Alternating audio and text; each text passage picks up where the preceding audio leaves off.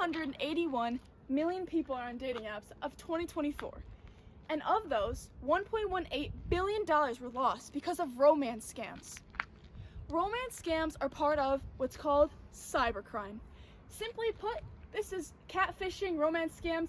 It's all a form because it involves using false identity, fraud, for deceptive purposes or to exploit the vulnerable and desperate people on dating apps. Pause. Disclaimer, you're not desperate if you're on dating apps. Cut.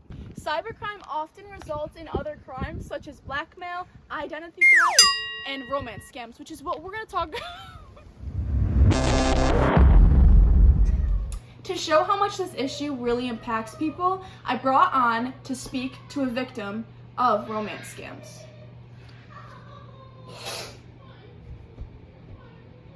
It's rough.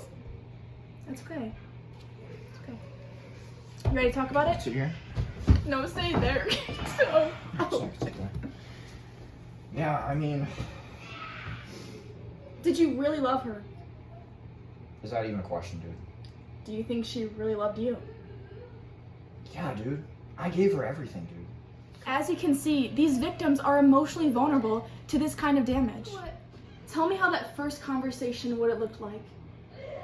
Well, it was on text, so it just looked like a lot of letters, mostly. But I'm not gonna lie, she did send me some...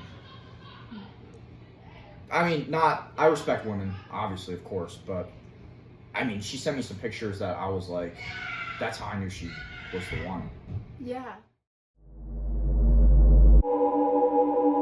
So when did the financial thing start? When did you start sending her money? Well, I wasn't really sending her money as I was funding her love, in a way. Right. Which, looking back, was probably bad. Because... How much money did you send Mercedes? Oh, tens of hundreds, perhaps even thousands of United States dollars. Cut.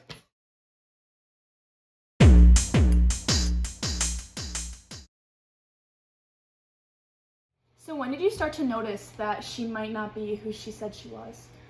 Well, she stood me up a few times. I took her to McDonald's and a few other locals like Leroy's No Finer Diner, and she wouldn't. I know most girls wouldn't be able to, turn down that kind of meal, especially also, with her.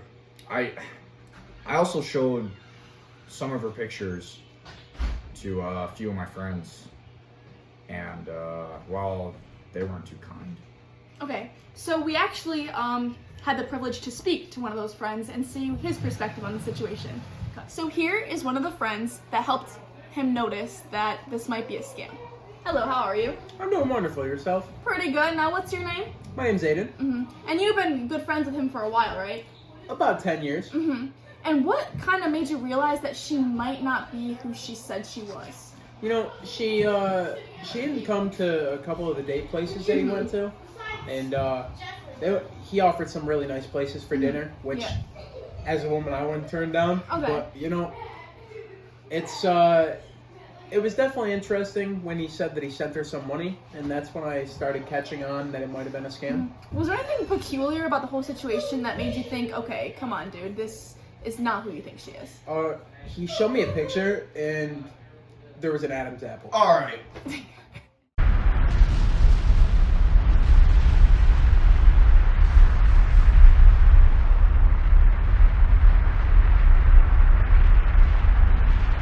As you can see, cybercrime is a huge problem, and it really impacts the police.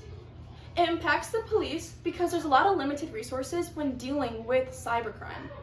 Since cybercrime is always evolving, and same thing with technology, it can be really hard for the police to catch up and help investigate with those cases. Furthermore, to catch up with those cases, it can also brush off other cases in the community, and the residents can feel like the police aren't validating their issues, because like I said, it can be really hard to investigate.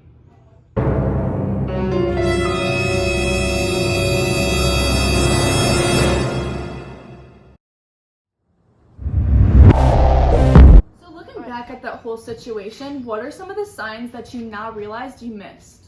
So, weirdly, she would only text me from about 3:27 a.m. to 4:45 a.m. Okay. I didn't think that was kind of weird. She said she worked weird hours at Okay. she said something about the hot dog factory. And,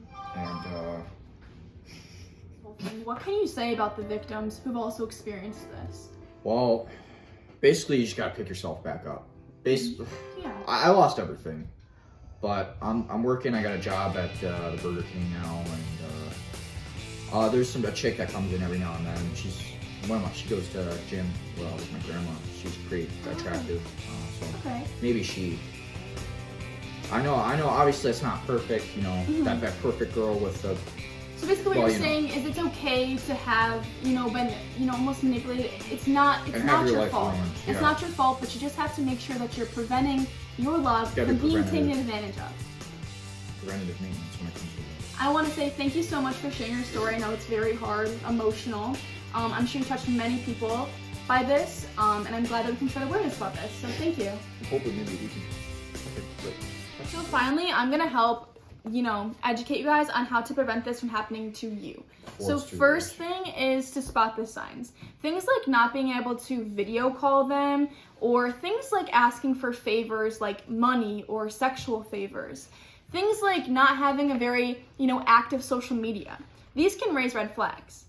Next with these signs is to approach them. Talk to friends and family about this situation, and maybe ask specific questions and address the red flags that you have.